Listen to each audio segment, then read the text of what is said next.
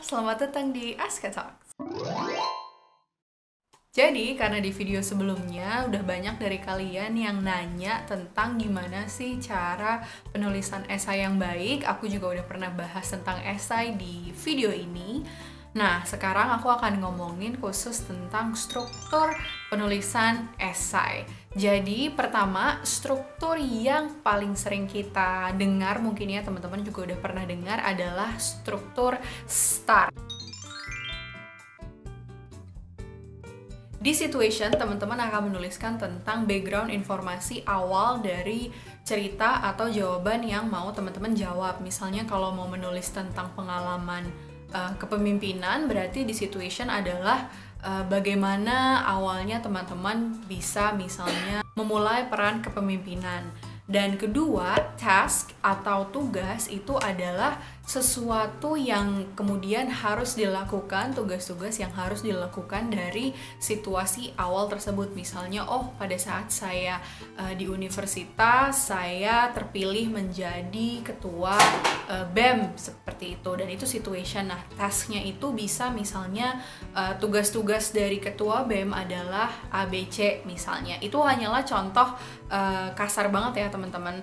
Dan yang ketiga itu adalah action. Jadi actionnya dalam menjalankan tugas yang baik itu seperti apa. Jadi misalnya apakah melakukan rapat, terus juga apakah melaksanakan dengar pendapat, atau misalnya focus group discussion atau meeting. Kemudian yang terakhir adalah results, itu adalah hasil dari action yang sudah teman-teman lakukan dan apakah results itu menjawab task di awal tadi. Jadi STAR adalah struktur yang biasanya digunakan pada saat penulis esai untuk menunjukkan bahwa kita itu bisa melakukan suatu tugas dengan hasil yang baik tentunya. Nah, STAR itu kan struktur ide atau konsep, tapi kalau struktur penulisan sudah pasti kita menggunakan introduction, body, and conclusion.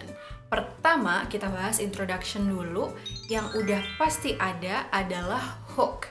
Hook atau kait atau kail itu adalah kalimat pertama di paragraf pertama yang bertujuan untuk menarik pembaca pada saat membaca tulisan kita. Jadi tulisan kita itu sudah menarik di kalimat awal, paragraf awal, agar pembaca itu mau baca selanjutnya. Nah, hook ini ada beberapa jenis, bisa dengan fakta yang menarik, bisa dengan pendapat atau berita menarik, bisa kutipan, bisa juga anekdot atau cerita dari hidup kita.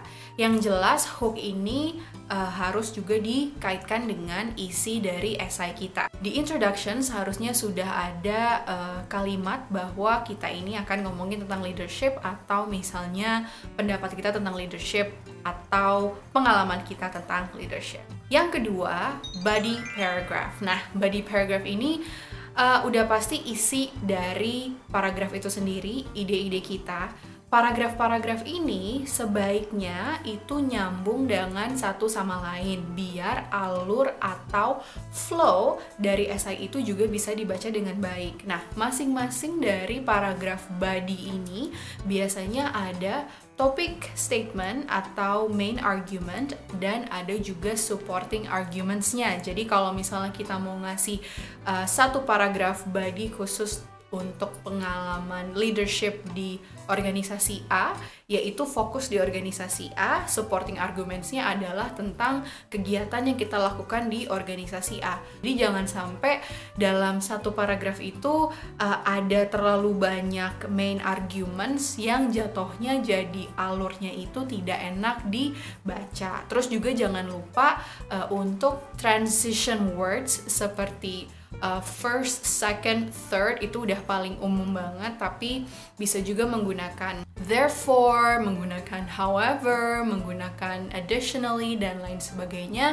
You can look it up on the internet, transition words yang membantu mengarahkan ide satu ke ide selanjutnya.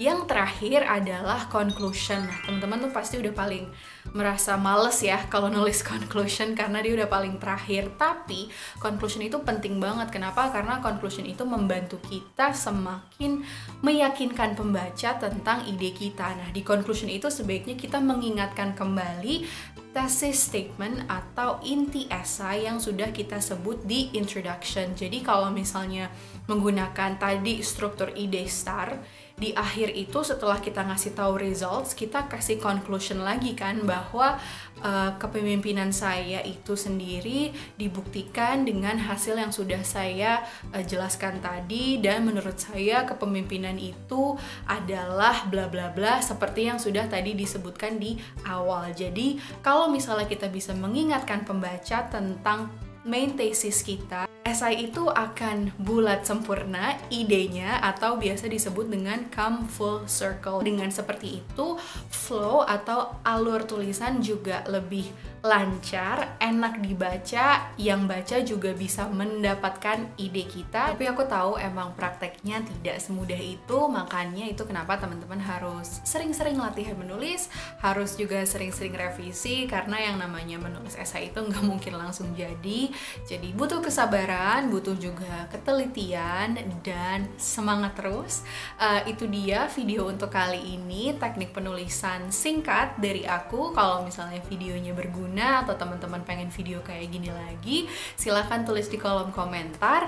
Jangan lupa juga follow Instagram @aska.talks, karena di situ aku sering ngomongin tentang beasiswa, ada juga mentoring, coaching, dan lain sebagainya. Jangan lupa subscribe, aku seneng banget sekarang udah 200 subscribers, very fast dari yang tadinya 100 ke 200, walaupun masih sedikit tapi aku seneng bisa berbagi ke teman-teman.